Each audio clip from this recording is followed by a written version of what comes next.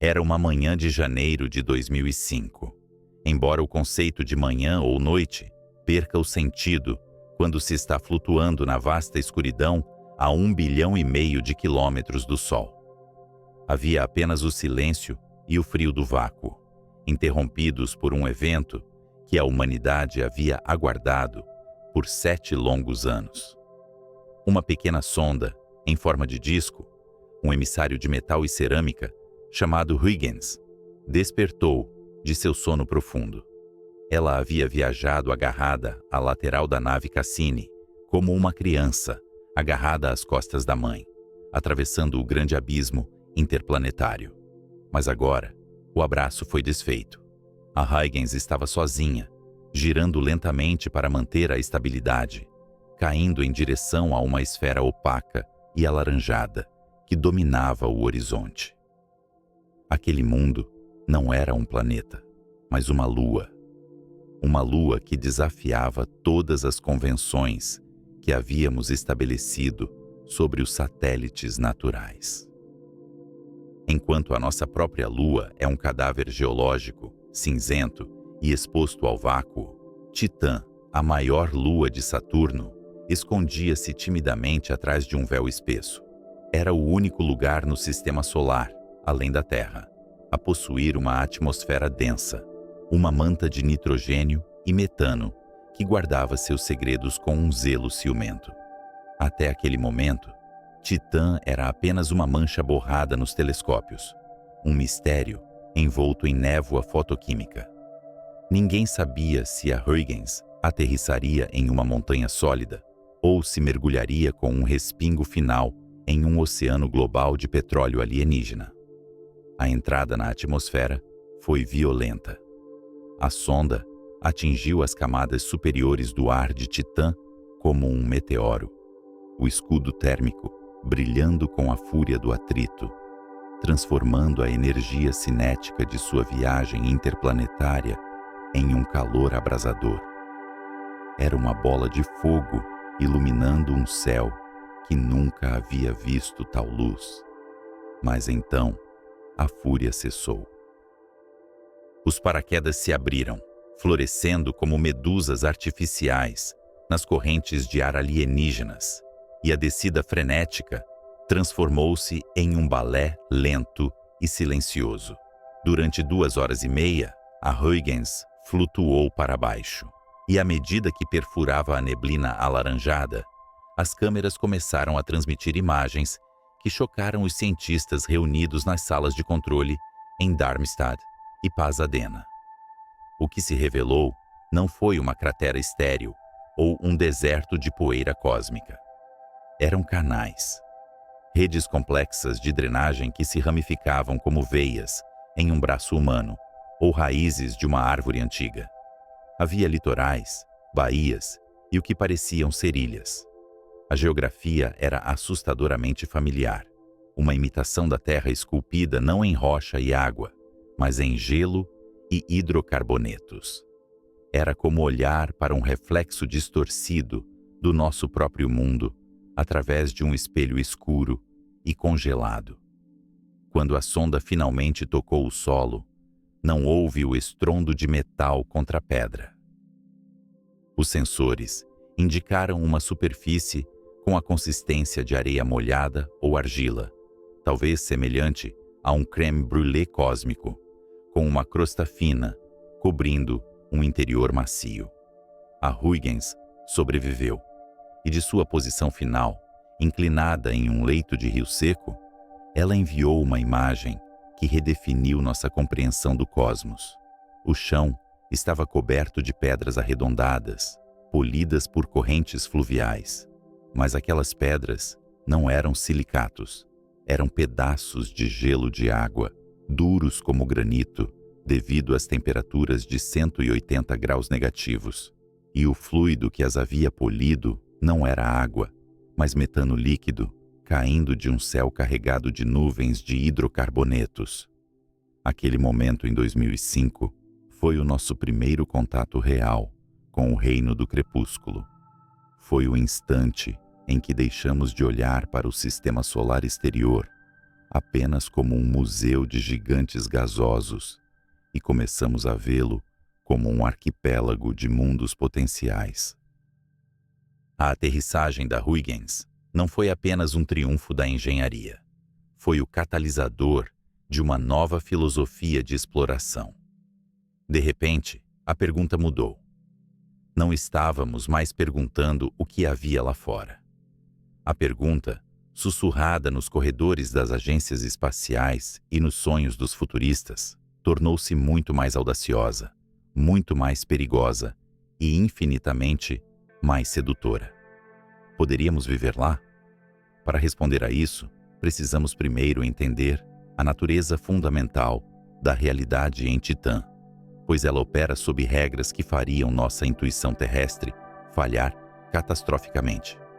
Na Terra, vivemos no ponto triplo da água, onde ela pode existir como gás, líquido e sólido. Toda a nossa biologia, nossa civilização e nossa história foram escritas na linguagem da água líquida. Mas em Titã, a água é uma rocha. Ela forma a crosta, as montanhas e o leito sobre o qual o mundo se assenta. O papel do fluido vital é usurpado pelo metano e pelo etano. Imagine um ciclo hidrológico completo, com evaporação, formação de nuvens, chuva e rios, mas transposto para uma escala de temperatura onde o ar líquido seria uma bebida quente. Em Titã, chove gasolina natural. As tempestades lá não são os eventos frenéticos e rápidos dos trópicos terrestres. Devido à baixa gravidade, que é apenas 14% da gravidade da Terra, e à atmosfera densa, as gotas de chuva de metano podem crescer até o tamanho de uvas grandes e caem em câmera lenta, flutuando preguiçosamente em direção ao solo, como flocos de neve pesados. Um ser humano em pé na superfície, protegido por um traje térmico, veria a chuva descer com uma lentidão onírica, uma visão hipnótica de um mundo que se move em um ritmo diferente. Essa atmosfera densa é a chave para o fascínio de Titã como um possível segundo lar. Ao contrário de Marte, onde a atmosfera é um suspiro tênue que deixaria seu sangue ferver se seu traje se rompesse, ou da Lua, onde o vácuo é absoluto, Titã nos abraça. A pressão na superfície é cerca de 1,5 vezes a da Terra. É a sensação que se tem ao mergulhar no fundo de uma piscina olímpica. Não é esmagadora, é substancial. Isso significa que, teoricamente, um colono não precisaria de um traje pressurizado volumoso que o fizesse parecer um boneco inflável. Ele precisaria apenas de proteção contra o frio extremo e um aparelho para respirar oxigênio. A pressão do ar manteria seu corpo intacto. Você poderia caminhar na superfície de Titã, vestindo roupas aquecidas de alta tecnologia e uma máscara de oxigênio, sentindo o vento denso empurrar contra o seu peito. E que vento seria esse? A atmosfera de Titã é uma sopa química complexa. A luz ultravioleta do Sol distante quebra as moléculas de metano na alta atmosfera, desencadeando uma cascata de reações orgânicas que criam uma névoa de tolinas, partículas complexas de carbono e nitrogênio, que chovem lentamente sobre a superfície, como uma fuligem alaranjada. São os blocos de construção da vida, caindo do céu há bilhões de anos, cobrindo as dunas de gelo com vastos desertos de areia orgânica.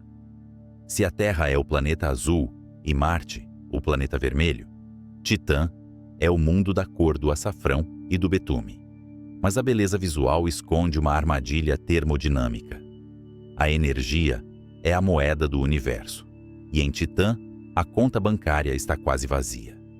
O Sol é apenas uma estrela brilhante no céu, fornecendo 1/100º da luz que recebemos na Terra. Painéis solares seriam quase inúteis, meros espelhos decorativos na penumbra perpétua. Qualquer civilização que ousasse se estabelecer lá teria que trazer seu próprio fogo, ou aprender a colher a energia química abundante que satura o ambiente.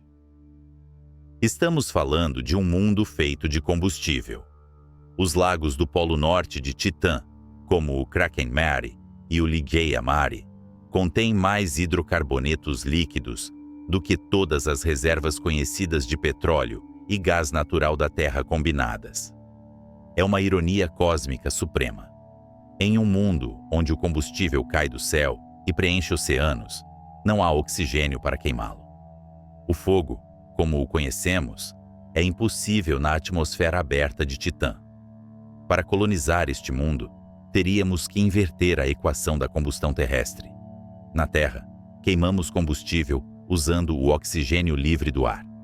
Em Titã, o combustível é o ar e o solo, o recurso precioso que teríamos que minerar ou extrair do gelo de água seria o oxigênio.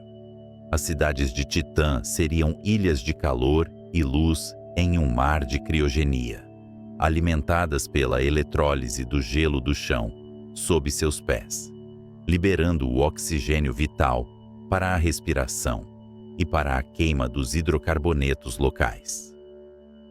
Contudo, há uma característica de Titã que captura a imaginação humana mais do que qualquer lago de metano ou duna de plástico.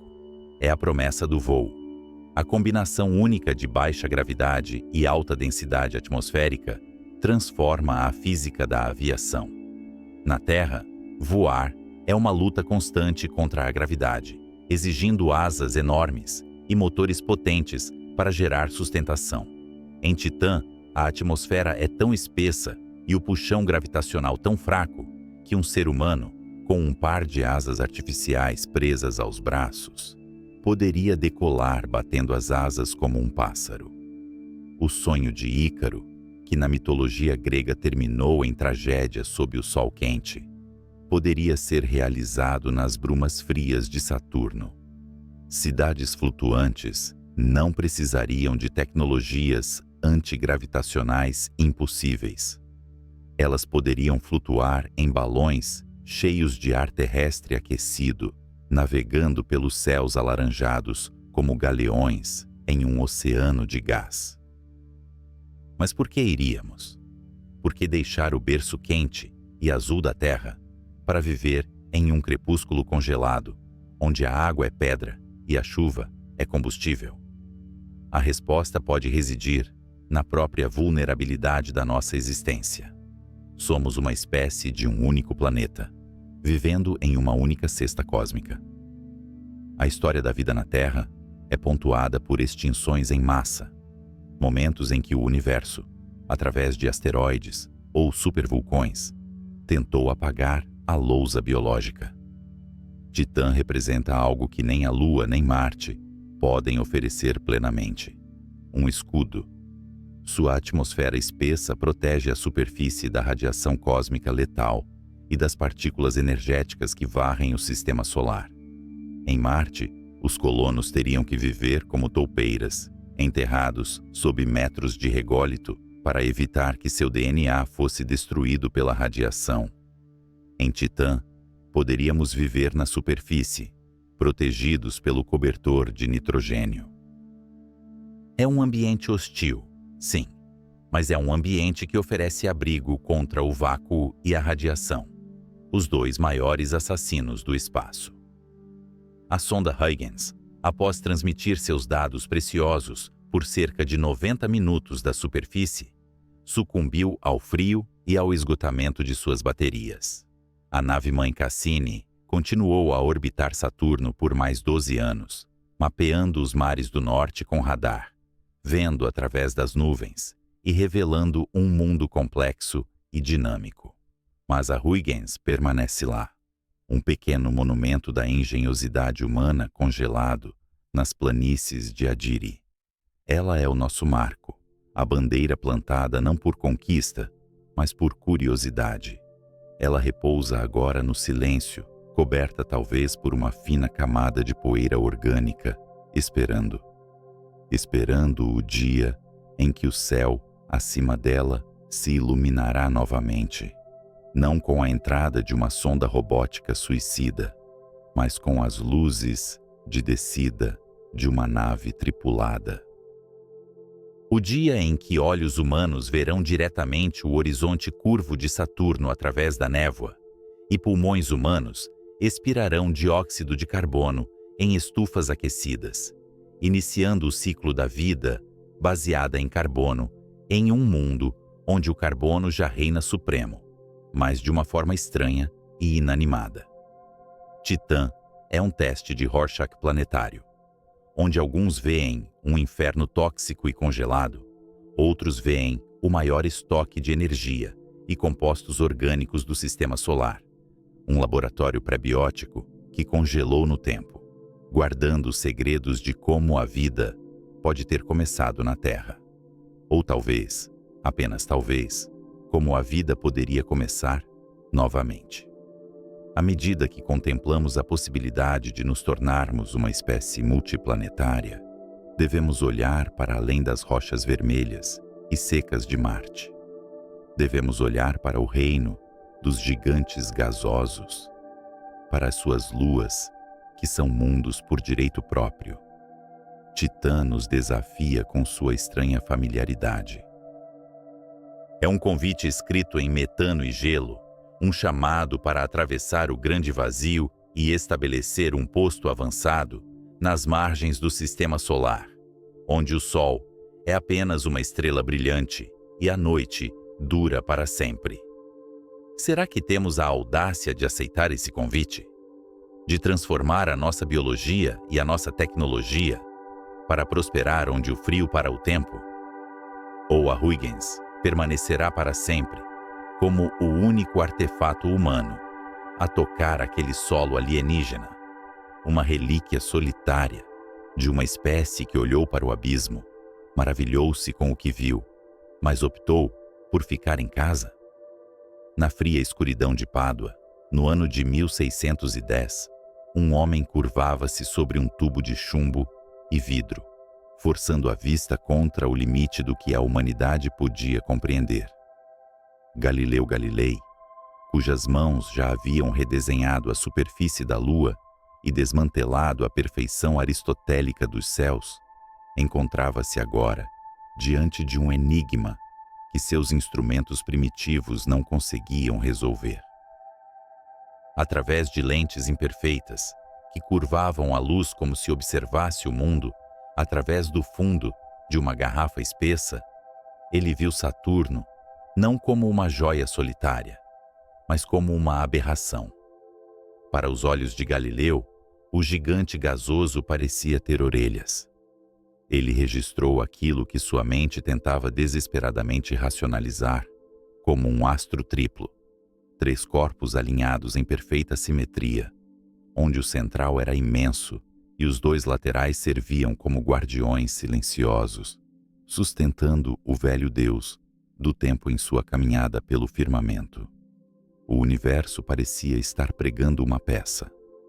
Quando Galileu olhou novamente 2 anos mais tarde, os guardiões haviam desaparecido, devorados pelo próprio Pai, como rezava a lenda mitológica de Saturno, apenas para reaparecerem anos depois, mais misteriosos do que antes. O pai da astronomia moderna morreu sem jamais saber que havia vislumbrado o sistema de anéis mais magnífico do sistema solar, limitado pela tecnologia de sua era e pela turbulência de uma atmosfera que obscurecia a verdadeira majestade do cosmos. Foi necessário que o tempo passasse e que a tocha do conhecimento viajasse para o norte, longe da Inquisição, para as terras baixas da República Holandesa, onde a luz era tratada não apenas como iluminação divina, mas como um fenômeno físico a ser domado pela matemática.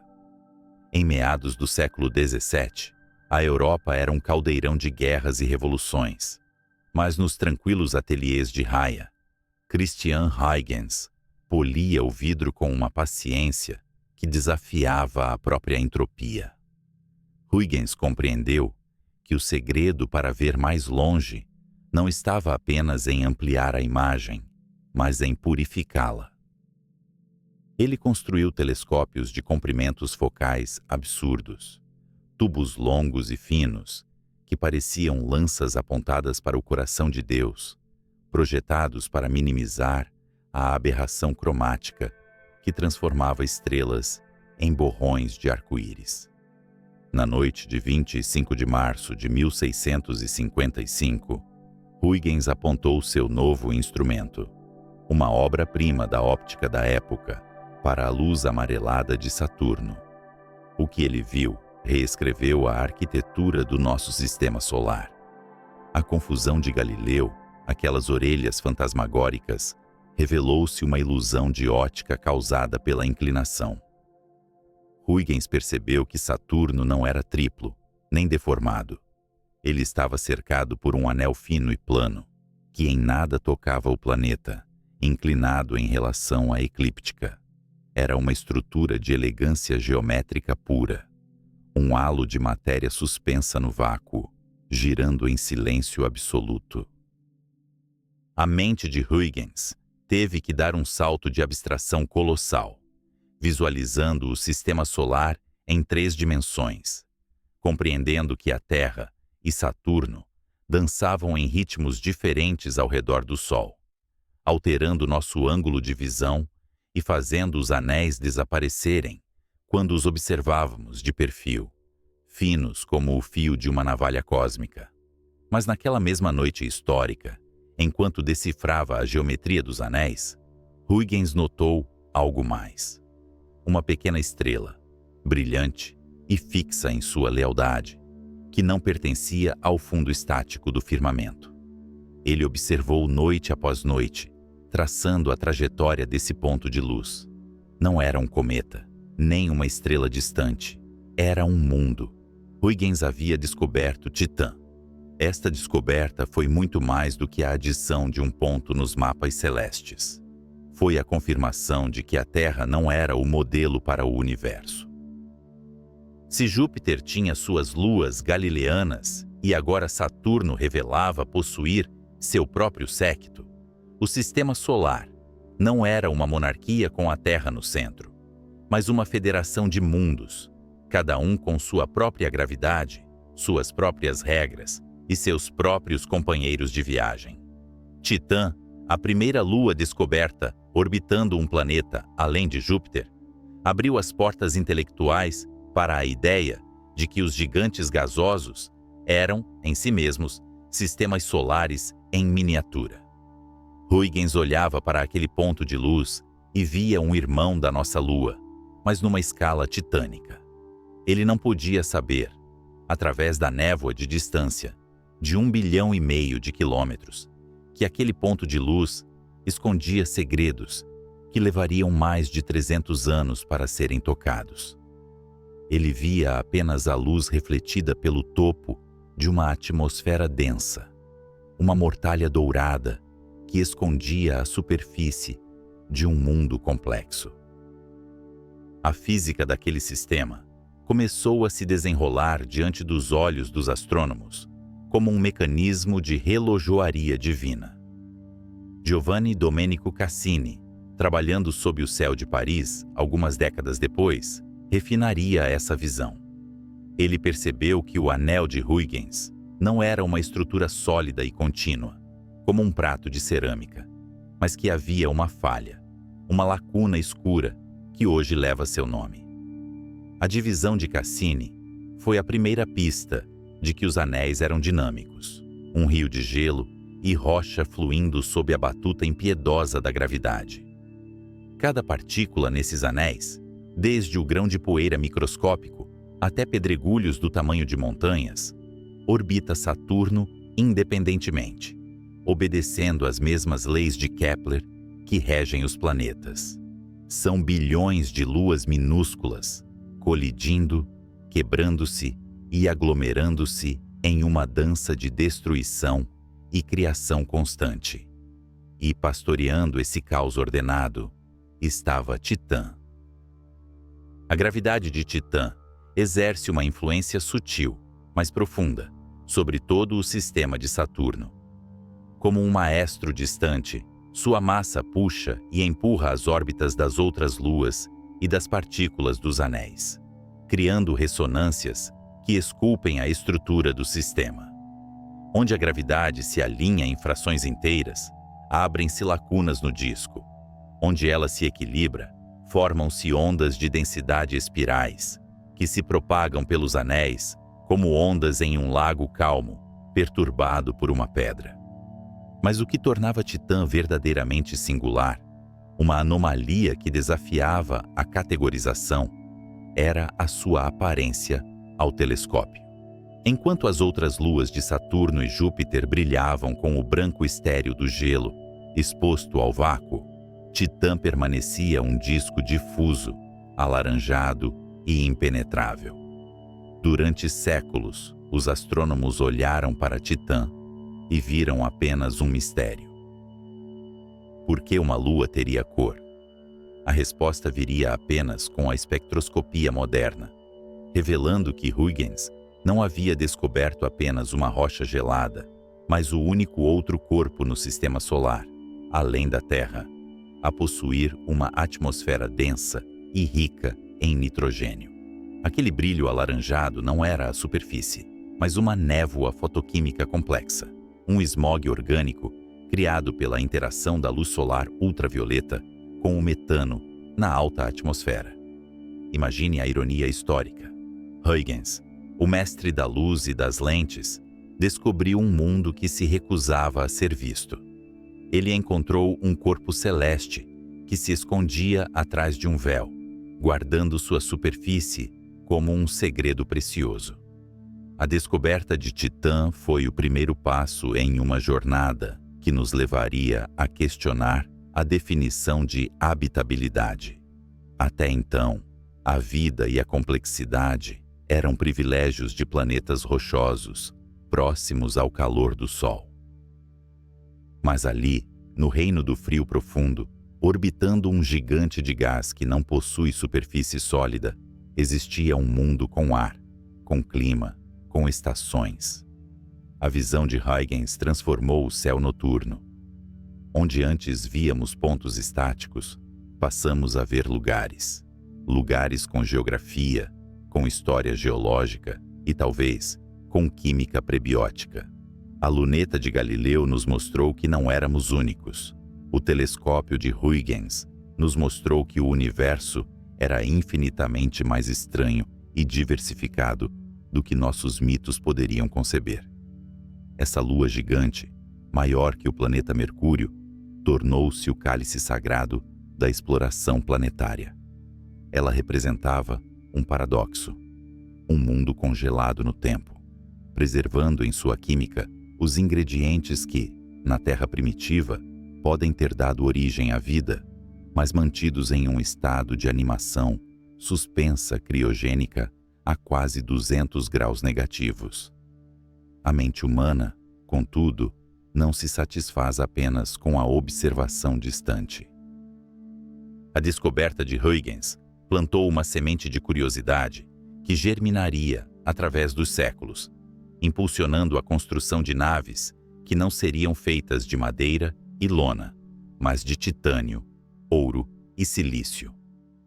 Naves que seriam enviadas não para navegar os oceanos da Terra, mas para mergulhar no oceano de vácuo entre os mundos, com o objetivo singular de perfurar aquele véu alaranjado e ver o que Christian Huygens não pôde. O ato de apontar um telescópio para o céu é, em essência, um ato de viagem no tempo.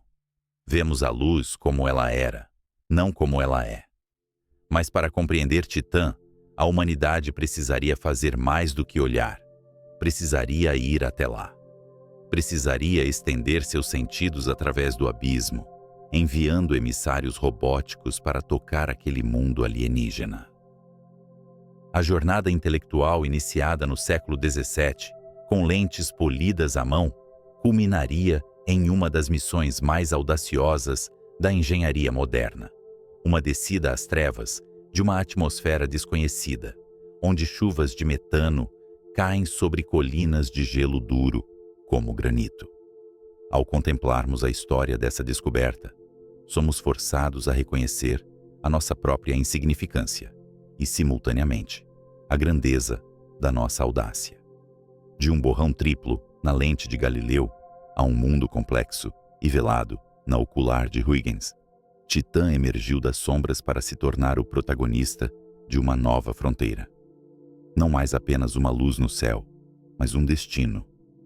Um lugar onde os elementos químicos dançam uma valsa diferente da nossa, sob a luz pálida de um sol distante e a presença avassaladora de Saturno no céu. O que Huygens viu foi o convite.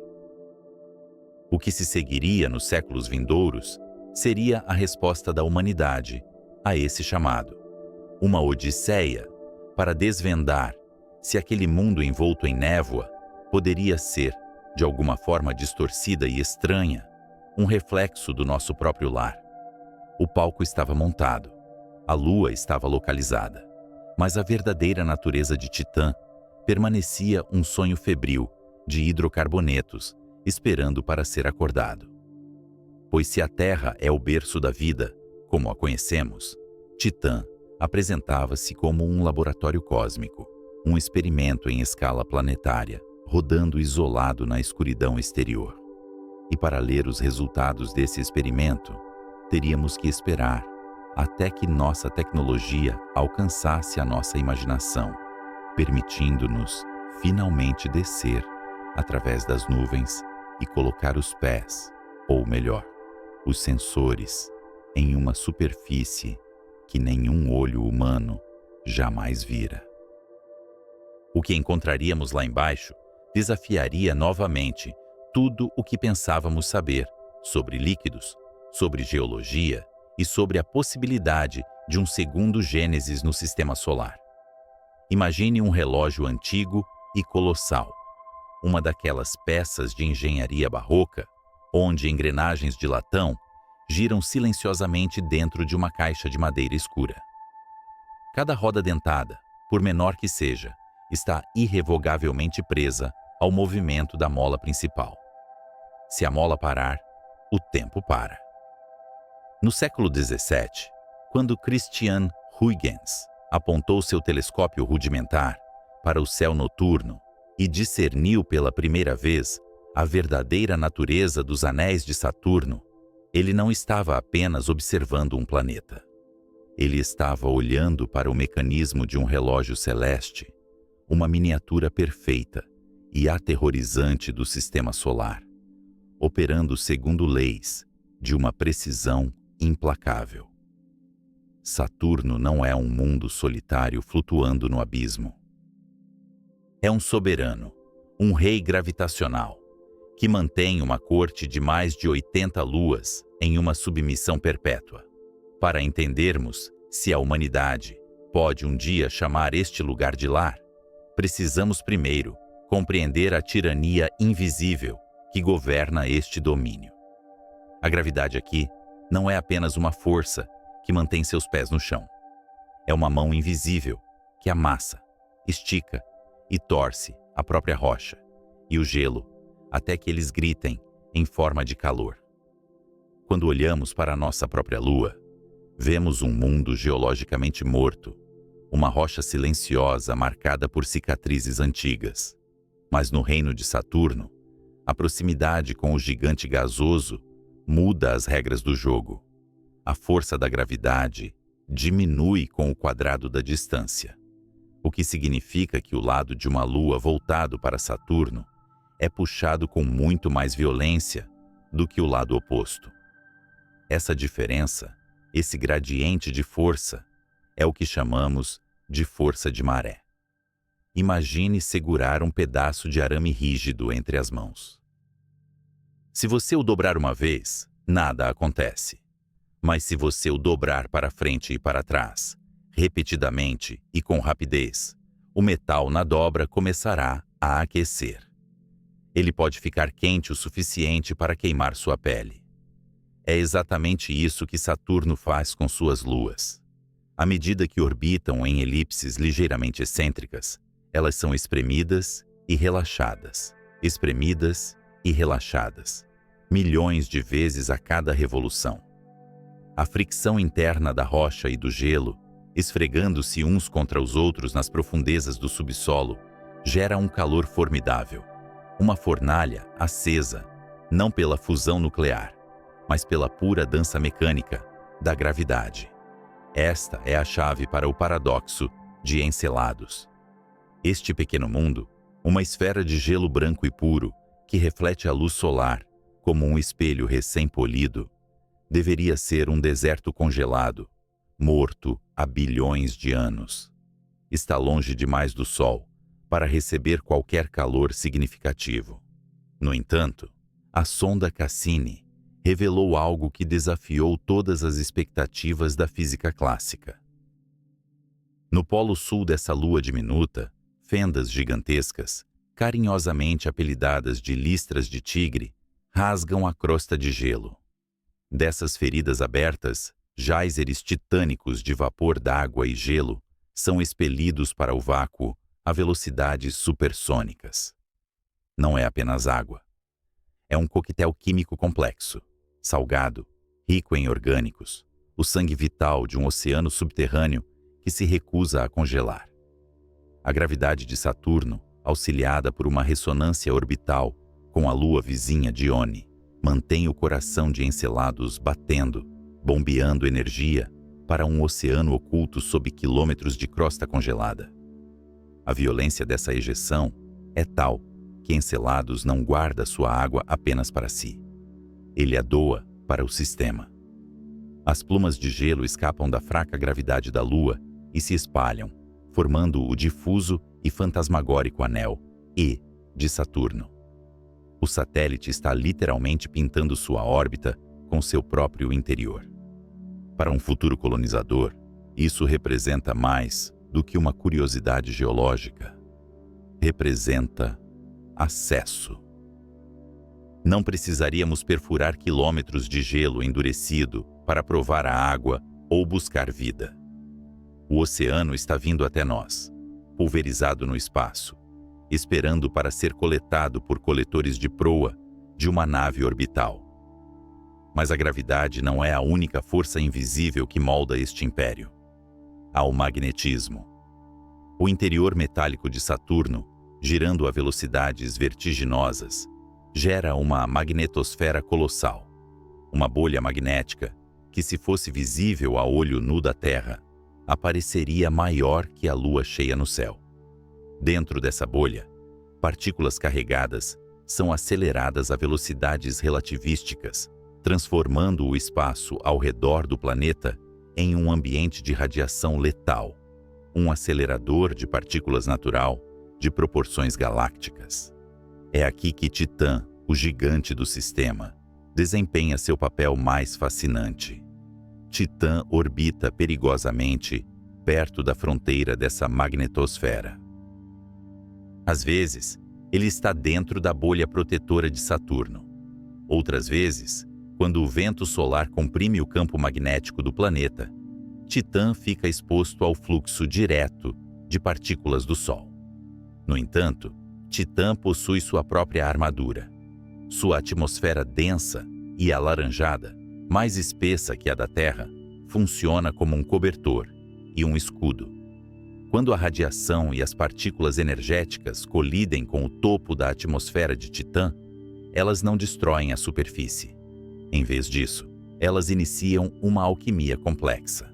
A energia quebra as moléculas de nitrogênio e metano, recombinando-as em uma chuva constante de hidrocarbonetos complexos, fuligem orgânica que cai suavemente sobre a superfície.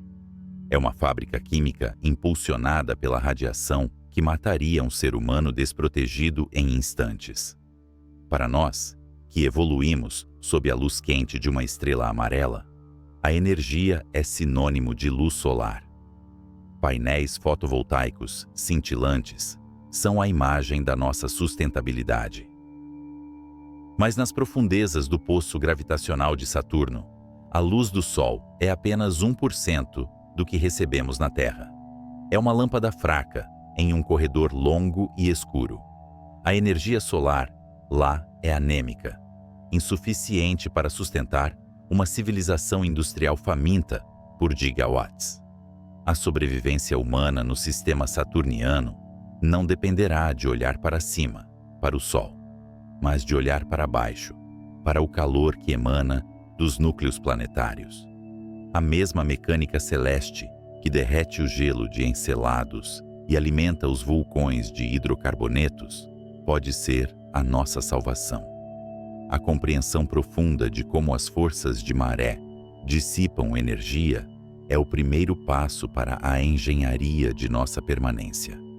Estamos falando de colher a energia do movimento orbital, de entender os ritmos magnéticos que fazem o sistema respirar. A colonização aqui não será pastoral, será industrial e subterrânea. Será uma existência definida não pelo ciclo do dia e da noite, mas pelas pulsações do campo magnético de Saturno e pelas marés que elevam e abaixam a crosta sólida sob nossos pés. E enquanto contemplamos a vastidão desse mecanismo de relógio, onde a física bruta esmaga luas para criar oceanos, surge uma questão inevitável sobre a natureza do que é habitável. Se a energia para a vida não precisa vir de uma estrela, mas pode vir da fricção gravitacional nas entranhas de um mundo congelado, então a zona habitável não é uma faixa estreita ao redor de uma estrela. Ela pode estar em qualquer lugar onde a gravidade seja forte o suficiente para acender uma fornalha no escuro. Mas antes de podermos sonhar em aquecer nossas mãos nessas fornalhas de maré, precisamos resolver o problema logístico mais imediato de todos. Titã nos oferece uma atmosfera, pressão e proteção, mas nos nega o oxigênio e o calor. Encelados nos oferece água e orgânicos fáceis de alcançar, mas nos expõe ao vácuo e à radiação. O sistema saturniano é um quebra-cabeça, onde as peças para a vida estão espalhadas por milhões de quilômetros de vazio letal. Como poderíamos unir essas peças? Como poderíamos construir uma ponte entre o santuário atmosférico de Titã e os recursos aquáticos de Encelados, navegando através de um mar de radiação e anéis de gelo que se movem como lâminas de barbear cósmicas? A resposta pode não estar em dominar a natureza, mas em nos tornarmos parte desse mecanismo, sincronizando nossa própria existência com o ritmo lento e inexorável do Gigante dos Anéis. Imagine o inverno antártico de 1912. O capitão Robert Falcon Scott e seus homens arrastam os seus corpos exaustos através do platô polar, onde o vento uiva como um espírito vingativo e a temperatura despenca para níveis que congelam a própria esperança. Eles acreditavam estar enfrentando o ambiente mais hostil que a humanidade poderia suportar.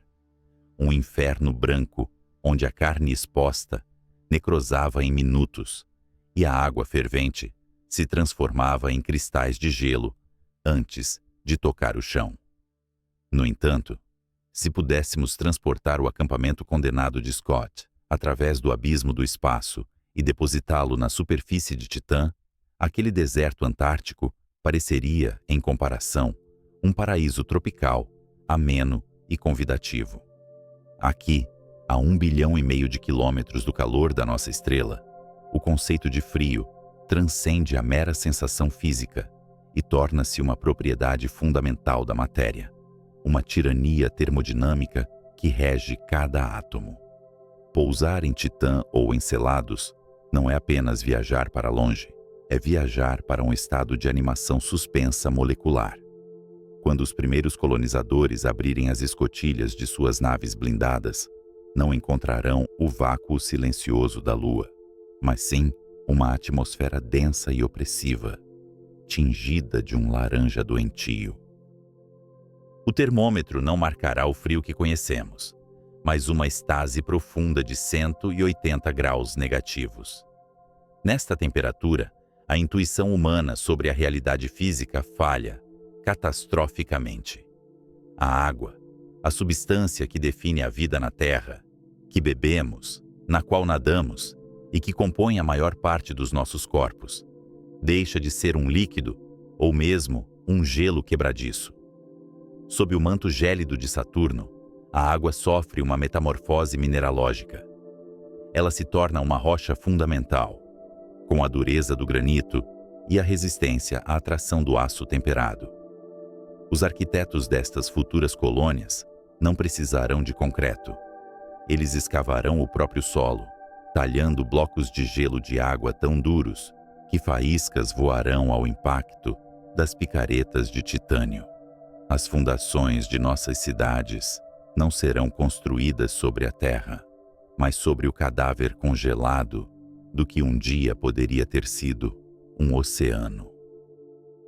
Para um ser humano, tocar uma parede de gelo em Titã sem proteção térmica não resultaria apenas em uma queimadura de frio.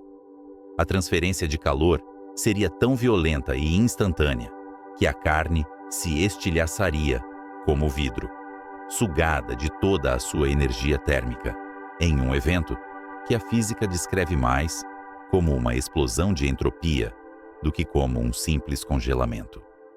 Mas o frio é apenas o primeiro dos guardiões deste reino crepuscular. Ao olharem para o céu, os colonos não verão o sol como o deus dourado que nutriu a evolução na Terra. Através da espessa neblina de nitrogênio e metano, o sol é reduzido a um disco pálido e distante, uma estrela brilhante sem calor, fornecendo apenas 1/100º da iluminação a que estamos habituados. É um mundo de perpétua penumbra, um crepúsculo eterno que nunca se resolve em noite completa, nem desperta em amanhecer. Imagine viver dentro de uma fotografia antiga, pouco revelada, onde as cores são mudas e as sombras são longas e profundas. A psicologia humana, forjada ao longo de milhões de anos sob o ciclo circadiano de luz e escuridão da África ancestral, enfrentará aqui o seu teste mais severo. Sem a sugestão visual do dia, o relógio biológico se desfaz. A depressão, a letargia e a loucura do isolamento espreitam nas bordas da visão periférica. Para combater isso, as cidades cúpula terão de ser banhadas em luz artificial, simulando um dia que não existe lá fora, criando uma ilusão de terra para manter a mente sã enquanto o corpo reside no abismo. No entanto, há uma beleza espectral nesta escuridão. Ocasionalmente, as nuvens de hidrocarbonetos se abrem e revelam o monstro no céu. Saturno. O gigante gasoso paira imóvel, ocupando uma vastidão do firmamento que a mente humana mal consegue processar, iluminando a paisagem com um brilho difuso e prateado, a luz refletida de seus anéis majestosos, banhando os lagos negros de metano. É uma visão que poderia inspirar novas religiões ou um terror existencial profundo, lembrando aos colonos a sua insignificância diante da mecânica celeste. Para sobreviver neste frigorífico cósmico, a humanidade terá de realizar a alquimia inversa. Na Terra, queimamos hidrocarbonetos para liberar energia, usando o oxigênio abundante da nossa atmosfera. Em Titã, os colonos caminharão sobre vastos campos de dunas, compostas de partículas de plástico congelado, e navegarão por mares de gás natural, liquefeito. A energia está em toda parte. O combustível inunda vales inteiros, mas falta o oxidante. É como estar preso dentro de um tanque de gasolina infinito, sem um fósforo, e mais importante, sem ar para alimentar a chama. A sobrevivência dependerá, portanto, da nossa capacidade de dominar uma química exótica. Teremos de minerar o gelo de água duro como rocha, não para construir, mas para destruí-lo. Através da eletrólise brutal, alimentada talvez por reatores nucleares trazidos da Terra, separaremos o oxigênio do hidrogênio no gelo. Só então poderemos queimar os hidrocarbonetos locais. O ato de respirar e aquecer nossas casas exigirá a destruição geológica da crosta da Lua. Cada lufada de ar quente, cada luz acesa no habitat, será paga com a mineração intensiva do solo congelado. Mas a visão de Titã, como um simples depósito de combustível, é limitada. Há uma elegância sutil em como a termodinâmica opera aqui. Considere a chuva. Na Terra, a chuva limpa e nutre. Em Titã, gotas de metano líquido do tamanho de uvas caem lentamente, retardadas pela baixa gravidade e pela atmosfera densa. Elas não nutrem plantas, mas esculpem a paisagem em padrões familiares e assustadores. Vales fluviais, deltas e litorais que imitam a terra, mas compostos de materiais que, em nosso mundo natal, seriam gases voláteis. Um colono observando uma tempestade de metano através de uma janela de quartzo reforçado estaria testemunhando o ciclo hidrológico transportado para um regime de temperatura onde a vida como a conhecemos deveria ser impossível. E o que dizer de Encéladus, a pequena lua vizinha, brilhando como uma pérola perfeita na escuridão? Lá, o desafio muda de forma, mas mantém a sua ferocidade. Se Titã é uma refinaria petroquímica congelada, Encéladus é uma máquina a vapor planetária. A superfície é um espelho de gelo puro, refletindo quase toda a pouca luz solar que recebe, garantindo temperaturas ainda mais baixas que as de Titã. Aqui, não há atmosfera para reter o calor, apenas o vácuo negro e o gelo branco. A vida humana em Encelados não poderia existir na superfície. A radiação de Saturno e o frio do espaço nos forçariam a nos tornarmos criaturas trogloditas. Teríamos de perfurar. Quilômetros abaixo da crosta de gelo, impulsionados pelo calor de maré que amassa o núcleo da Lua, existem oceanos de água líquida. A colonização de Encelados seria uma descida ao ventre da Lua, construindo habitats ancorados no teto de um oceano global, de cabeça para baixo, flutuando na escuridão aquática, aquecida por fontes hidrotermais. Seríamos como os organismos extremófilos das fossas abissais da Terra, amontoados em torno do calor vulcânico, protegidos por quilômetros de gelo acima de nós. A energia aqui não viria da queima de metano, mas da exploração dos gradientes térmicos e químicos entre o oceano salgado e o núcleo rochoso.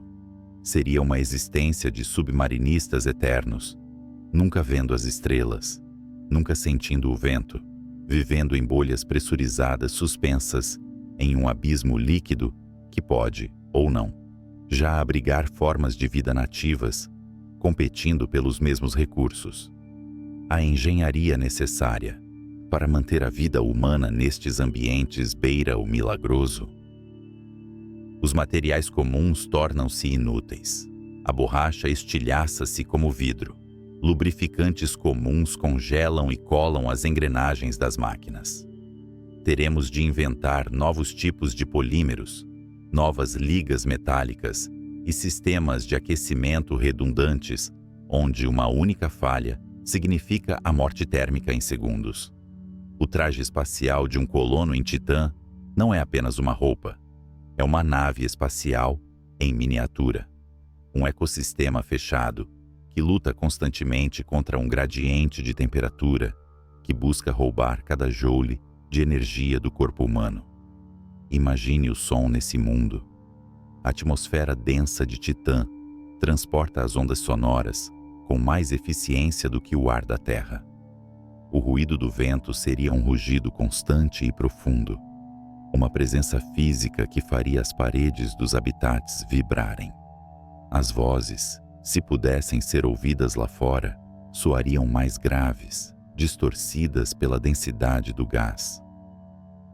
É um mundo sensorialmente alienígena, onde a luz, o som e o tato operam sob regras reescritas pelas leis dos gases e da termodinâmica de baixas temperaturas. A colonização destas luas exige que abandonemos a arrogância de tentar terraformar o ambiente para nos adequar. A escala é vasta demais, o frio profundo demais. Em vez disso, o ambiente nos formará. A cultura que emergir das cidades de gelo de Titã ou dos oceanos submersos de Encelados será fundamentalmente diferente da cultura terrestre.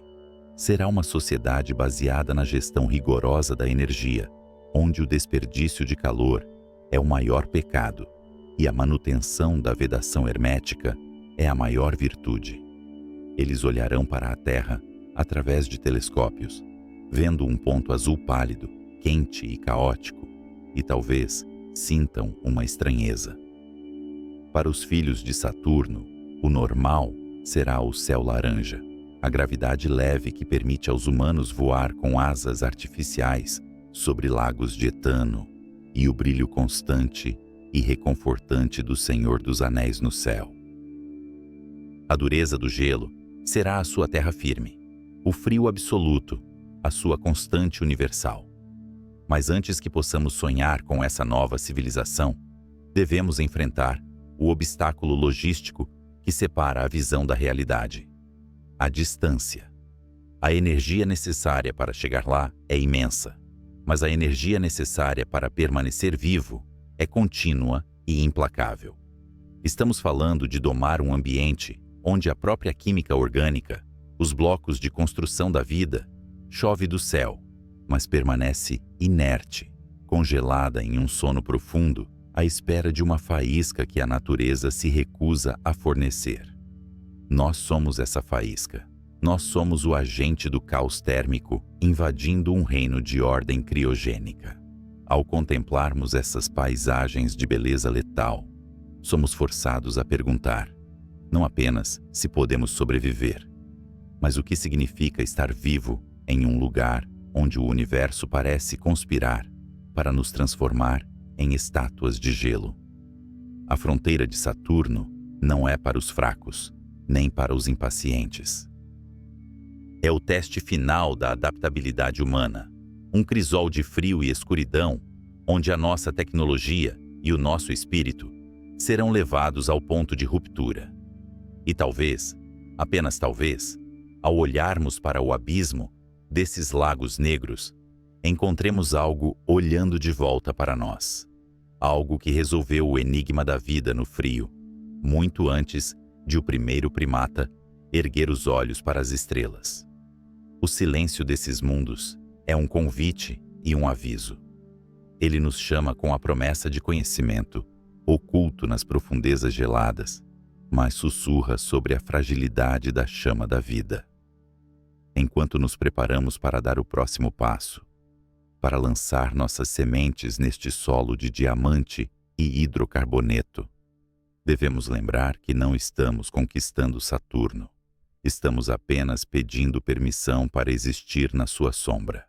E a sombra de um gigante é um lugar frio para se chamar de lar.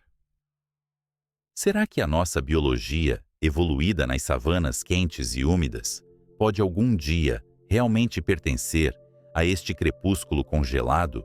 Ou seremos sempre intrusos, astronautas em trajes blindados, separados da verdadeira natureza destes mundos por camadas de isolamento térmico e medo? Imagine um dançarino de balé, suspenso no ar no ápice de um salto, aquele milissegundo de perfeição, onde a gravidade parece esquecer sua dívida. Agora, estenda esse momento para a eternidade. Para os primeiros colonizadores que caminhassem sob a névoa alaranjada de Titã, a vida seria um sonho contínuo de leveza e flutuação. Cada passo seria um voo em câmera lenta, cada movimento uma renegociação com as leis da física que governaram a biologia terrestre por 4 bilhões de anos. Mas essa liberdade aparente cobra um preço biológico terrível, um imposto fisiológico que o corpo humano não foi projetado para pagar. Na Terra, somos arquitetura de compressão. Nossos ossos são colunas dóricas projetadas para suportar o peso do céu. Nossos músculos São cabos de tensão que lutam constantemente contra a atração implacável do planeta. Somos esculpidos pela gravidade. Ela é o cinzel invisível que define a densidade de nossas vértebras e a força de nossas paredes cardíacas. Quando removemos essa força esmagadora e a substituímos pelos meros 14% da gravidade terrestre encontrados em Titã, o corpo não celebra a liberdade. Ele entra em colapso. A primeira mudança é invisível e imediata. Sem a gravidade puxando o sangue para as pernas, os fluidos corporais migram para o tórax e para a cabeça. O rosto incha, os olhos se estreitam sob a pressão dos tecidos e as pernas, privadas de seu fluxo habitual, começam a afinar.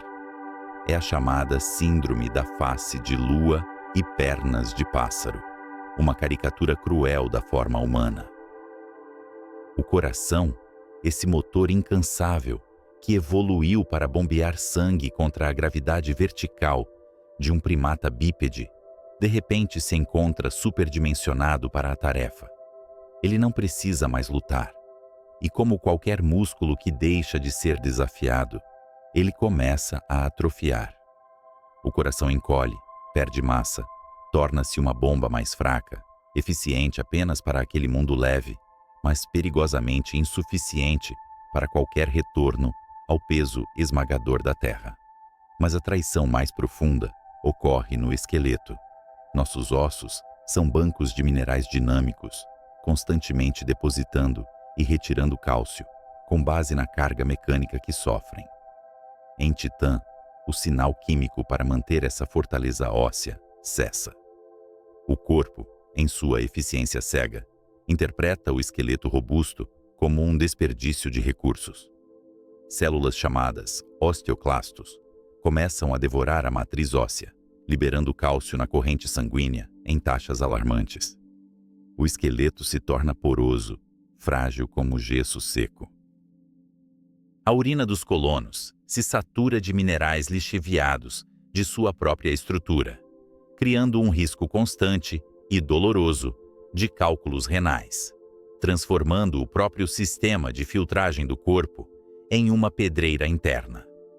Não estamos falando apenas de doenças ou condições médicas tratáveis. Estamos falando de evolução forçada em tempo real. Se uma colônia se estabelecesse lá, as crianças nascidas sob a gravidade de Titã seriam criaturas fundamentalmente diferentes de seus primos terrestres. Elas cresceriam mais altas, seus membros alongados como os de insetos gigantes, seus ossos finos e leves. Para esses nativos de Titã, a Terra não seria o lar ancestral acolhedor, mas um mundo de tortura gravitacional, um planeta de esmagamento insuportável, onde eles não conseguiriam sequer levantar a cabeça do travesseiro sem risco de fratura cervical. Isso cria a barreira final, a fronteira biológica intransponível. Criaríamos uma subespécie.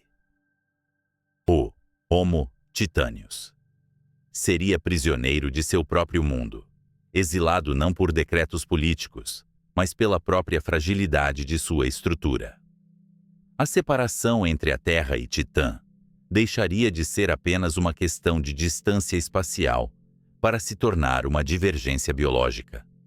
Olharíamos para eles e veríamos uma versão distorcida de nós mesmos, e eles olhariam para nós como monstros compactos e densos, adaptados a um poço gravitacional que para eles seria mortal. E enquanto os corpos se transformam, a mente enfrenta o abismo do silêncio. A distância média entre Saturno e a Terra é de 1,5 bilhão de quilômetros. A luz, a mensageira mais rápida do universo, leva cerca de 80 minutos para fazer a viagem de ida e volta. Isso destrói a possibilidade de conversa. Não há alô, não há diálogo, não há intervenção de emergência. Se um tanque de oxigênio falhar, se um motim começar, se uma descoberta abalar a colônia, a Terra só saberá mais de 1 hora depois que o evento já for história antiga. O grito de socorro viaja pelo vácuo gelado, mas quando chega aos ouvidos do controle da missão, os mortos já estão frios ou a crise já se resolveu. Esse atraso nas comunicações impõe um isolamento psicológico que não experimentamos desde a era das grandes navegações, quando caravelas partiam para o novo mundo e desapareciam no horizonte, desconectadas da coroa por meses ou anos. Mas em Titã, o isolamento é existencial. A Terra se torna uma abstração, uma voz que chega com atraso, uma imagem fantasmagórica em uma tela, desprovida de imediatismo. A autoridade da Terra se dissolveria nesse atraso.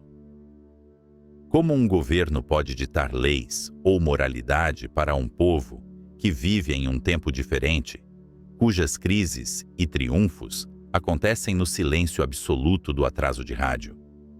A psicologia do colono de Titã teria que se cristalizar em torno de uma autossuficiência radical.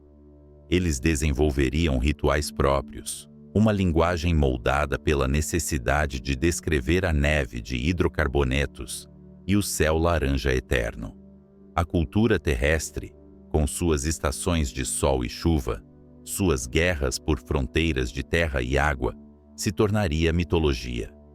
As crianças aprenderiam sobre a Terra como aprendemos sobre a Roma Antiga, um lugar de origem importante, mas fundamentalmente desconectado da realidade diária.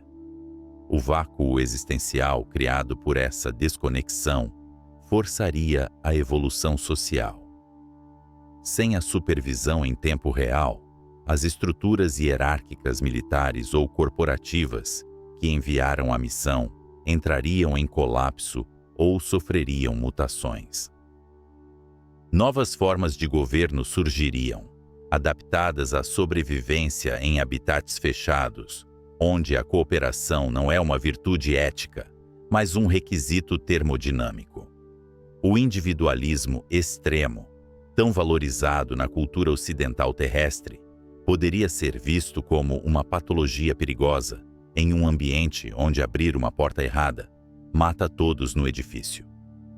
Imagine a solidão de olhar para o céu e ver a Terra não como uma esfera azul e branca, cheia de vida, mas como um mero ponto de luz, indistinguível de outras estrelas, perdido no brilho do sol distante. Essa visão alteraria a psique humana. O pálido ponto azul, de Carl Sagan, deixaria de ser uma fotografia tirada por uma sonda para ser a única realidade visível. A sensação de pertencimento à raça humana se esticaria até romper.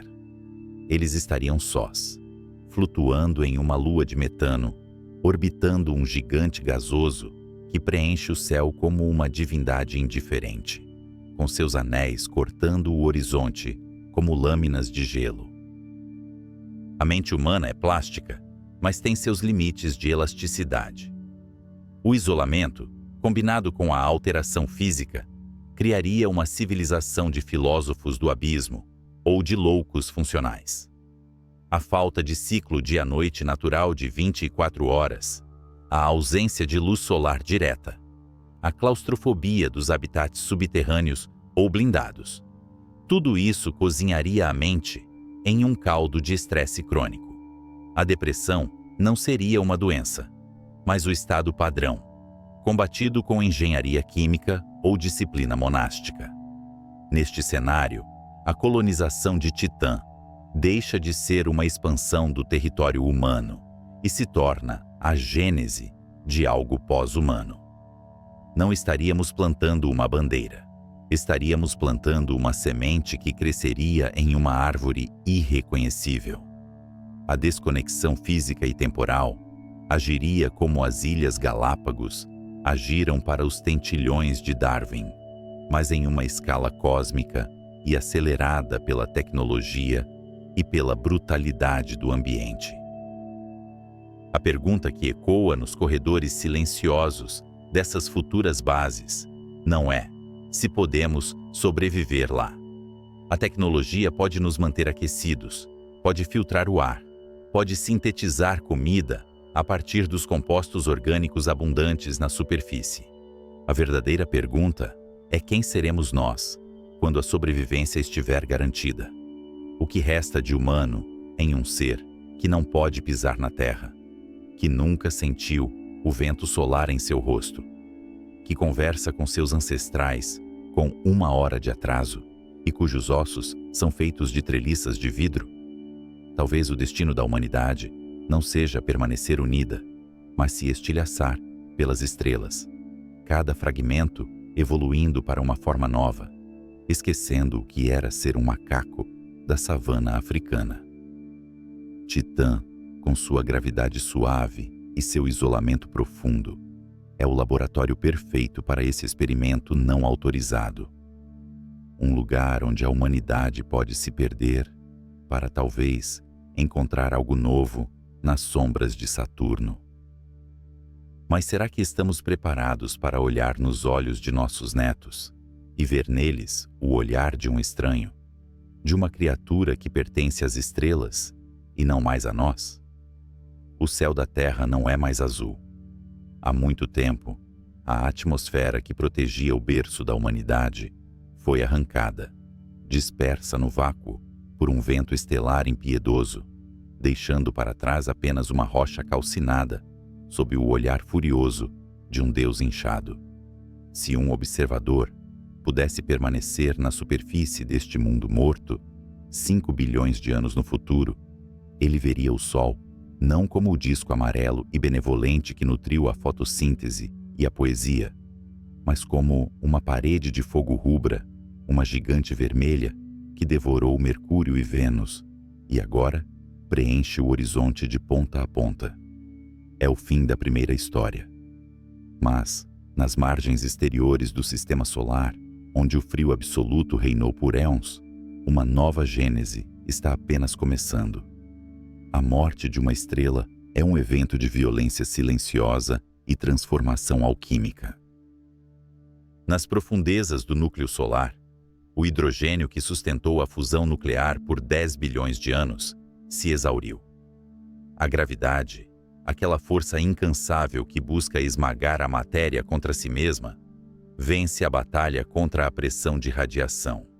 O núcleo colapsa, a temperatura dispara, e em uma convulsão final de agonia estelar, o Sol começa a queimar hélio, expandindo suas camadas exteriores em um abraço letal que empurra a zona habitável para longe, muito longe das ruínas fumegantes do Sistema Solar interior.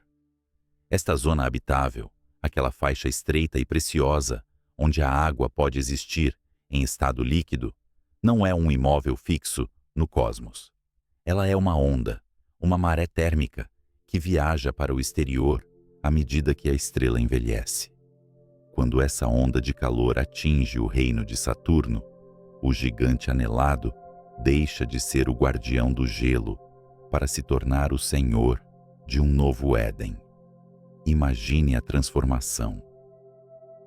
Durante bilhões de anos, as luas de Saturno foram esculturas de criodeserto, monumentos de gelo duro como granito, preservados no vácuo gelado. Mas sob o brilho intensificado da gigante vermelha, que agora brilha com uma luminosidade milhares de vezes superior à do presente, a termodinâmica desses mundos é reescrita. A temperatura na superfície de Titã e Encelados sobe. O gelo, que definiu a geologia desses corpos por toda a sua existência, começa a ceder. Não é um derretimento suave, é um cataclismo geológico. Em Encélados, a crosta de gelo que selava o oceano subterrâneo se rompe não apenas em geysers localizados, mas em fraturas continentais. O oceano interior, mantido líquido até então apenas pelo atrito das marés gravitacionais, agora recebe o calor direto da estrela. A Lua se torna um mundo aquático global, uma esfera de água cintilante, refletindo a luz vermelha da estrela moribunda. Mas é em Titã que o espetáculo atinge proporções épicas. A espessa atmosfera de nitrogênio e metano, que antes envolvia a Lua em um smog alaranjado e frio, agora se agita com uma nova energia. À medida que a temperatura sobe, os lagos de metano e etano evaporam, migrando para os polos ou dissipando-se na atmosfera superior. O gelo de água da crosta, a rocha fundamental deste mundo, derrete. Titã se transforma. O que era uma paisagem alienígena de hidrocarbonetos gélidos torna-se um oceano global de água líquida, enriquecido por uma sopa prebiótica de moléculas orgânicas complexas que choveram do céu durante bilhões de anos. Este é o momento para o qual a humanidade, ou o que quer que tenhamos nos tornado, estava esperando. A migração para Saturno não será uma escolha, mas um imperativo evolutivo. A Terra é cinza. Marte é um deserto esturricado, mas aqui, sob a luz crepuscular da gigante vermelha, encontramos um refúgio temporário. As luas de Saturno tornam-se as arcas de Noé do fim dos tempos. Imagine cidades flutuantes nos novos oceanos de Titã. Não precisamos mais de trajes pressurizados pesados ou habitats hermeticamente selados contra o vácuo. A pressão atmosférica de Titã, já amigável à biologia humana no passado distante, agora protege um ambiente temperado. A água é abundante. Os blocos de construção da vida, os tolinas e aminoácidos acumulados nas dunas antigas, agora flutuam dissolvidos neste mar recém-nascido, prontos para serem colhidos ou para iniciarem uma segunda gênese biológica independente. É uma ironia cósmica suprema. Passamos nossa infância como espécie temendo o aquecimento, lutando contra o aumento das temperaturas em nosso planeta natal. No entanto, no crepúsculo do sistema solar, é o aquecimento global de uma lua gelada que nos oferece a salvação. O desastre de um mundo é a gênese de outro. A entropia, que dita a desordem e a decadência, aqui joga uma carta diferente, usando a energia caótica da estrela moribunda para criar um último oásis de ordem e complexidade. No entanto, a vida nestes oásis será profundamente diferente. A luz que banha as cidades flutuantes de Titã não é o branco-amarelo puro do meio-dia terrestre, mas um carmesim profundo e onipresente. A fotossíntese, se formos trazê-la conosco ou recriá-la, terá que se adaptar. As plantas destas novas arcas serão negras ou violetas, evoluídas ou projetadas para absorver os comprimentos de onda infravermelhos que a gigante vermelha emite em abundância. Olhar para o céu, a partir da superfície deste novo oceano, será testemunhar a majestade da destruição. Saturno dominará o firmamento, não mais adornado por seus anéis de gelo brilhante.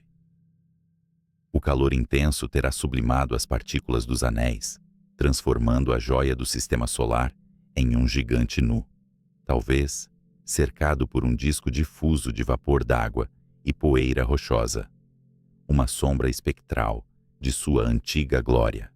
E além dele, o sol inchado, pulsando como um coração arrítmico, lembrando-nos constantemente de que este paraíso é efêmero, pois a fase de gigante vermelha é apenas um suspiro na vida de uma estrela. Durará algumas centenas de milhões de anos, talvez 1 bilhão. Um tempo vasto para a experiência humana, mas um piscar de olhos para o universo. Durante este período, a civilização que se agarrar às costas de Titã e Encelados terá que dominar não apenas a sobrevivência, mas a aceitação da transitoriedade. Nós seremos os nômades do tempo profundo. A física que rege este período é impiedosa. À medida que o Sol queima suas últimas reservas de hélio, ele se torna instável. Pulsos térmicos farão a estrela expandir e contrair violentamente, lançando camadas de sua própria massa para o espaço profundo. Estes ventos estelares, densos e ricos em carbono e oxigênio, forjados no núcleo, varrerão o sistema de Saturno. As atmosferas das luas, agora aquecidas, estarão em risco de serem arrancadas, assim como a da Terra foi eras atrás. Nossos descendentes terão que se tornar engenheiros planetários de uma escala divina, talvez criando escudos magnéticos artificiais ou movendo as próprias luas para ajustar suas órbitas, dançando na lâmina da navalha entre o congelamento e a evaporação. Há uma beleza trágica nesta existência.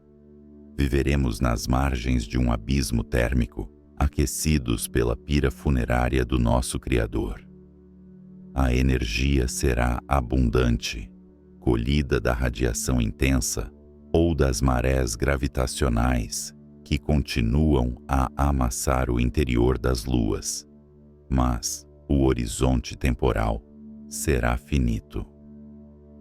E o que acontecerá com a vida nativa? Se micróbios ou organismos simples existiam nos oceanos subterrâneos de Encelados ou nas profundezas de Titã antes do grande degelo, a chegada do calor estelar será para eles o que a explosão cambriana foi para a Terra, uma explosão de biodiversidade. Oceanos escuros e frios, subitamente inundados de luz e energia.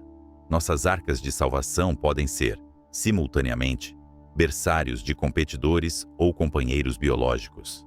A ética da colonização retorna com força total.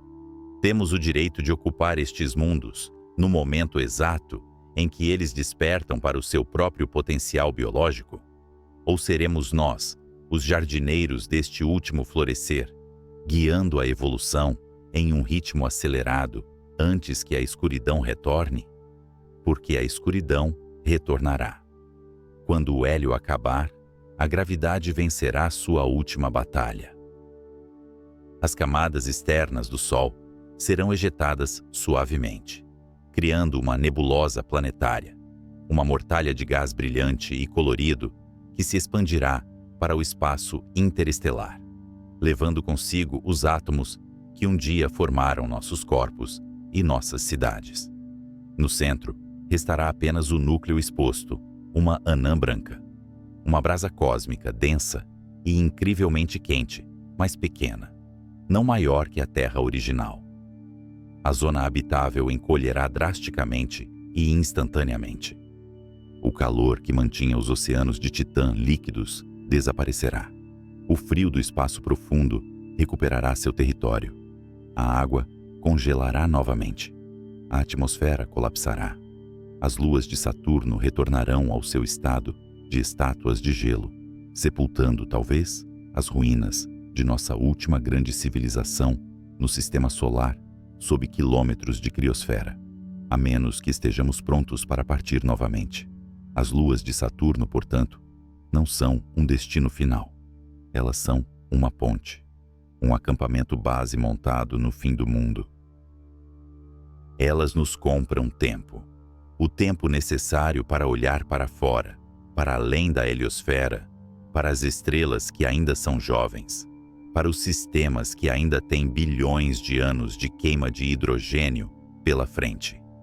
A colonização de uma lua de Saturno, no futuro distante, é o teste final da nossa maturidade. Não é uma conquista territorial, mas uma manobra de sobrevivência existencial. É o momento em que deixamos de ser filhos do Sol para nos tornarmos órfãos do universo, prontos para caminhar na escuridão interestelar.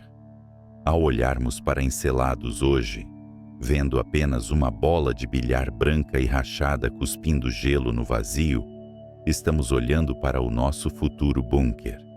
Estamos olhando para a bateria que nos manterá aquecidos quando a lareira da Terra se apagar. A física dita que tudo o que conhecemos será consumido ou congelado. Mas a inteligência, essa chama curiosa que acendemos nas savanas da África e levamos até os anéis de gás gigantes, tem a capacidade de navegar pelas ondas de entropia. Nós iremos para as luas de Saturno, não porque são fáceis de habitar hoje, mas porque serão o único lugar habitável amanhã. E quando o Sol finalmente se reduzir, a um ponto branco e frio no céu, iluminando fracamente os oceanos congelados, onde vivemos nossa era dourada final, teremos que responder à pergunta que tem nos perseguido desde que olhamos para cima pela primeira vez. Somos apenas matéria que aprendeu a sofrer com sua própria extinção. Ou somos a maneira do universo de enganar a morte, saltando de estrela em estrela, levando a luz da consciência para onde quer que a física permita? Imagine um silêncio tão profundo que é possível ouvir o sangue correndo nas veias. Um som rítmico e solitário que compete apenas com o assobio constante do vento de hidrocarbonetos contra as paredes de uma cúpula pressurizada. Lá fora, o céu não é azul, mas um manto espesso de neblina alaranjada. Uma mortalha fotoquímica que esconde as estrelas e transforma o dia num crepúsculo perpétuo. Neste mundo, um ser humano está de pé, diante de uma janela reforçada, observando uma chuva lenta e pesada de metano cair sobre dunas de gelo escuro. Mas ele não olha para a tempestade. Ele olha para cima, tentando penetrar a bruma, buscando um ponto de luz específico que a atmosfera densa raramente permite ver. Este observador não é um astronauta enviado em uma missão de retorno. Ele não tem memórias de florestas verdes, de oceanos de água salgada ou do calor abrasador de um sol tropical. Seus ossos são mais longos e finos do que os nossos, adaptados a uma gravidade que é apenas uma fração daquela que moldou seus ancestrais. Seus olhos são ligeiramente maiores, evoluídos ou geneticamente ajustados para captar fótons na penumbra de um mundo distante. Ele é o primeiro de sua linhagem a chamar este lugar de lar. Para ele, a Terra não é uma realidade física, é uma história. É o Éden perdido, o berço mitológico de onde a semente da consciência foi soprada pelos ventos solares até pousar neste deserto gelado. Ao chegarmos a este estágio final de nossa contemplação, deixamos de lado a mecânica dos foguetes e a química dos polímeros. A questão deixa de ser se a tecnologia nos permite sobreviver em Titã ou Encélado e torna-se algo muito mais inquietante. O que acontece com a alma humana quando ela é transplantada para um abismo a 1,5 bilhão de quilômetros de sua origem? A colonização do sistema saturniano representa o corte definitivo do cordão umbilical planetário. Marte, em comparação, é o quintal de casa, um vizinho visível a olho nu, banhado por uma luz solar que ainda carrega algum calor familiar. Mas Saturno é o reino dos gigantes e do frio absoluto. Estabelecer uma civilização aqui é um ato de rebeldia termodinâmica. É a vida que prospera no caos ordenado da energia solar abundante, insistindo em florescer onde a entropia reina suprema e onde o Sol é apenas uma estrela brilhante e impotente no firmamento. Considere a física do isolamento. A luz, a mensageira mais rápida do universo, leva mais de 1 hora para viajar da Terra até Saturno. Uma conversa em tempo real é impossível. Cada mensagem enviada é uma garrafa lançada ao mar cósmico, esperando 80 minutos por uma resposta que talvez já não seja relevante quando chegar. Este atraso não é apenas um inconveniente técnico, é uma barreira cultural. As colônias nas luas de Saturno não seriam subúrbios da Terra. Elas se tornariam, por necessidade, ilhas autônomas de tempo e pensamento. Com o passar das gerações, a linguagem divergiria. Os valores mudariam. Uma sociedade que vive sob a ameaça constante de uma ruptura no casco, onde o ar é uma mercadoria manufaturada e a água é extraída de rochas duras como granito, desenvolve uma ética coletivista rigorosa. O individualismo imprudente tão celebrado nas fronteiras terrestres, seria aqui uma sentença de morte. A moralidade seria ditada pelos medidores de oxigênio e pelos rendimentos das fazendas hidropônicas subterrâneas. Eles seriam espartanos do gelo, filósofos da escassez. Mas há uma beleza terrível nessa adaptação. Imagine a arquitetura de uma cidade em Titã. Com a gravidade baixa e a atmosfera densa, as estruturas poderiam ser altas e esguias, torres de treliça que desafiam a lógica terrestre, conectadas por pontes suspensas, que balançam suavemente na brisa de nitrogênio. Os habitantes poderiam vestir asas artificiais, planando de um edifício para outro com o esforço que fazemos para caminhar. O sonho humano de voar, perseguido desde Ícaro, seria banal para uma criança nascida nas margens do Krakenmeer. Para essa criança, o peso esmagador da Terra seria o verdadeiro pesadelo, uma lenda sobre um mundo onde os gigantes são esmagados contra o chão por uma força invisível e implacável. E então, há a presença do próprio Saturno. Na Terra, a Lua é uma companheira gentil, marcando os meses e puxando as marés com delicadeza. Em uma lua de Saturno, o planeta-mãe é uma divindade onipresente. Ele ocupa uma porção imensa do céu, uma esfera de ouro e creme cortada pela lâmina afiada dos anéis. A luz refletida por Saturno iluminaria as noites de Titã com um brilho espectral, muito mais intenso do que o nosso luar. Viver sob a sombra desse gigante gasoso seria viver em um estado de humildade permanente.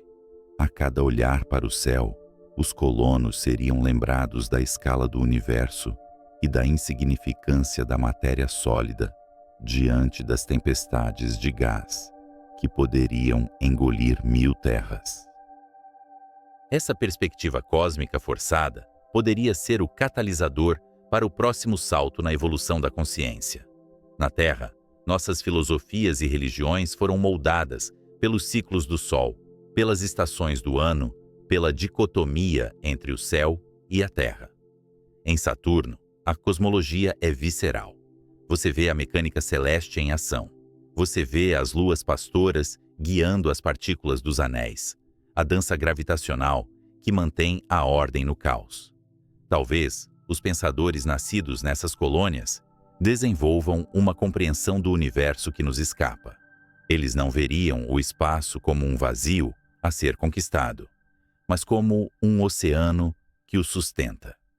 A energia que eles colhem não viria da queima de florestas antigas, fossilizadas, mas da fusão do hidrogênio, extraído dos gigantes gasosos, imitando o próprio processo que faz as estrelas brilharem. Eles se tornariam, em essência, criaturas estelares, alimentando-se do fogo primordial do universo, em vez dos restos biológicos de um planeta. No entanto, o espectro da fragilidade nunca desaparece. Uma colônia em Titã ou Encélado é uma bolha de complexidade lutando contra a dissolução. Um erro de cálculo, um vírus de computador, uma falha na reciclagem de água, e a colônia morre. O frio lá fora não perdoa. Ele espera pacientemente que o calor da vida se dissipe. As ruínas de tal civilização não seriam cobertas por selvas ou enterradas pela areia. Elas permaneceriam congeladas no tempo, monumentos preservados no vácuo ou no gelo, testemunhas mudas de que a audácia humana, um dia, tocou os confins do sistema solar. Mas é exatamente essa fragilidade que dá significado à empreitada. Se a vida é rara, se a consciência é a forma como o universo conhece a si mesmo, então, espalhá-la para além da Terra é um imperativo moral. Ficar em um único planeta é apostar toda a existência da nossa espécie em uma única cesta frágil, vulnerável a asteroides, supervulcões ou a nossa própria loucura autodestrutiva. Ir para Saturno não é sobre recursos. Há metais nos asteroides muito mais fáceis de alcançar. Não é sobre espaço vital. Há desertos na Terra mais habitáveis do que o paraíso mais temperado de Titã. Ir para Saturno é um seguro contra a extinção. É o ato de plantar uma semente em um solo difícil para garantir que, se a floresta original queimar, a vida continuará em outro lugar. Imagine agora, séculos no futuro, aquela criança que mencionamos, já adulta, tornando-se uma historiadora de seu povo. Ela acessa os arquivos antigos, dados corrompidos pela radiação e pelo tempo, recuperando imagens do velho mundo. Ela vê vídeos de oceanos azuis sob um sol amarelo ofuscante. Ela vê animais correndo em campos verdes, sem trajes de proteção. Para ela, essas imagens têm a qualidade de um sonho febril. Ela sente uma estranha saudade de um lugar onde nunca esteve, uma dor fantasma em seus genes. Em um momento de clareza, as nuvens de Titã se abrem brevemente, uma ocorrência rara, causada por uma mudança sazonal que acontece apenas uma vez a cada 30 anos terrestres. Através da brecha, além dos anéis majestosos de Saturno, ela vê as estrelas. E lá, perdido entre miríades de pontos luminosos, há um pálido ponto azul. Nesse momento, a distância física se dissolve. Ela entende que aquele ponto de luz e o gelo sob seus pés são feitos da mesma poeira estelar, forjada no coração de supernovas mortas há bilhões de anos. Ela entende que a separação é uma ilusão criada pelo espaço vazio. A vida em Titã não é uma anomalia, é uma continuação. É a prova de que a matéria, quando organizada de forma suficientemente complexa, recusa-se a ficar inerte. Ela se levanta, constrói naves, atravessa o vácuo e aprende a respirar o ar de outros mundos. A colonização das luas de Saturno é o espelho definitivo da nossa ambição. Ela nos pergunta o quanto estamos dispostos a sacrificar para garantir que a chama da inteligência não se apague. Estamos dispostos a mudar nossos corpos? Estamos dispostos a esquecer a cor do céu da Terra para que nossos descendentes possam ver os anéis de Saturno dominarem o horizonte? Talvez não sejamos nós, o Homo sapiens como o conhecemos, que herdaremos essas luas. Talvez sejamos apenas o estágio larval, o construtor do casulo biológico e tecnológico que permitirá o nascimento de algo novo, algo capaz de beber metano e prosperar no escuro. E se esse for o nosso destino, ser a ponte para uma espécie estelar, então, cada foguete lançado, cada sonda enviada, cada equação resolvida, é um tijolo na catedral do nosso legado. Não construímos colônias em Titã porque é fácil. Construímos porque a alternativa é o silêncio eterno. Construímos porque, em algum lugar dentro do código genético que carregamos desde as primeiras células nos oceanos primordiais da Terra, existe uma instrução que não pode ser ignorada: expandir, conhecer, sobreviver. E assim, enquanto olhamos para as imagens enviadas por nossas sondas robóticas, vendo os lagos negros e as montanhas de gelo, não vemos apenas geologia alienígena. Vemos o reflexo do nosso futuro. Vemos o palco onde o próximo ato do grande drama da vida será encenado. Um palco frio, distante e perigoso, mas iluminado pela luz dourada de Saturno e pela tenacidade inquebrável de uma espécie que ousa sonhar com lares construídos sobre oceanos de metano. Se um dia crianças humanas nascerem sob aquela luz dourada, elas olharão para o ponto azul pálido no céu, não como um lar, mas como uma lenda antiga, provando que a consciência é capaz de florescer e encontrar significado mesmo nos confins mais frios e isolados do universo.